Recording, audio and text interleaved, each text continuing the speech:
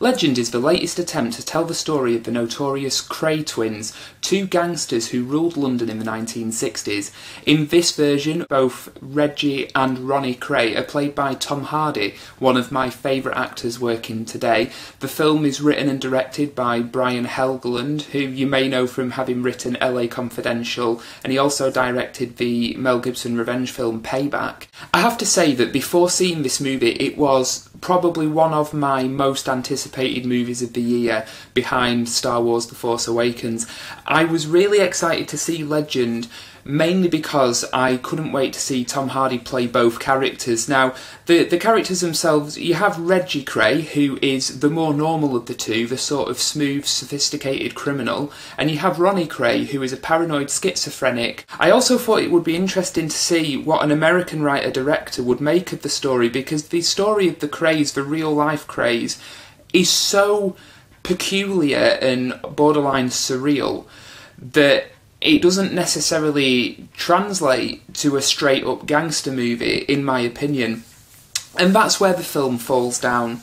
But what I'll do, first off, I want to talk about the things that actually worked. So Tom Hardy's performance, I must admit, at the beginning of the movie, I was a little bit worried that I wouldn't necessarily buy him playing two separate roles. You know, I thought that maybe I'd be distracted by the special effects because they use a combination of camera tricks and CGI to have Tom Hardy in the same scene playing against himself. But after about 5 minutes or so, I completely bought it that these were two separate characters, and I think he plays both really well.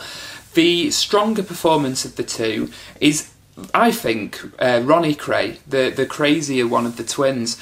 The reason being is that I know that a lot of people have criticised his portrayal of Ronnie Kray as being a bit of a borderline caricature. But I think, given the style of the rest of the movie and the tone that Brian Helgeland builds throughout the film, his performance as Ronnie really suits and fits into that kind of world that they're building, because this is not a historically accurate movie. You know, London has never looked like it does in this movie, let alone in the 1960s. This is very much a Hollywoodized version of 1960s London, and for that reason, Tom Hardy's portrayal of Ronnie really works. You know, maybe it is a bit on the comedic side, but it fits into that world. He also is very strong as Reggie Kray, you know, the sort of the more normal performance of the two. And he does enough with both that you completely buy him as separate characters. I also really liked Emily Browning as the love interest who narrates the movie. I've got to say that basically all the performances across the board were good, and the scenes of violence, which you get a hint at in the trailer, but the scenes of violence are really well executed, you know, are brutal and difficult to watch. But where my problems with the film come in are essentially, I don't feel like we got the film we were promised in the trailer.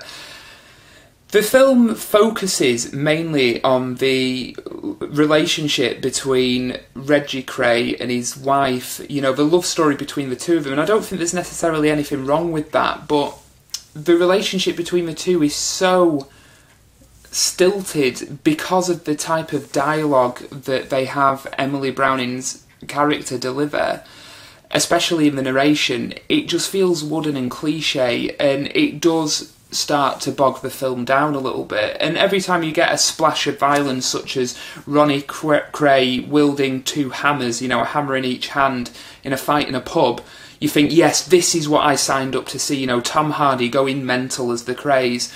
The rest of it, though, I could really sort of take or leave it. And I do think a lot of the problems with this movie are down to Brian Helgeland as a director. I think with a film about the Krays, you know, which is an inherently just crazy story, it really is. You know, you have two twin brothers, one of which is a paranoid schizophrenic, who in real life, you know, dependent on what you read, were really ruled over by the matriarch of their family, their mother, and encouraged into the gangster lifestyle. And once they got a taste of it, you know, they wanted to become celebrities and started rubbing shoulders with British film stars in the 1960s. And for me, that is where the meat of the story is. It's such a peculiar take on this sort of gangster story that's where you should focus.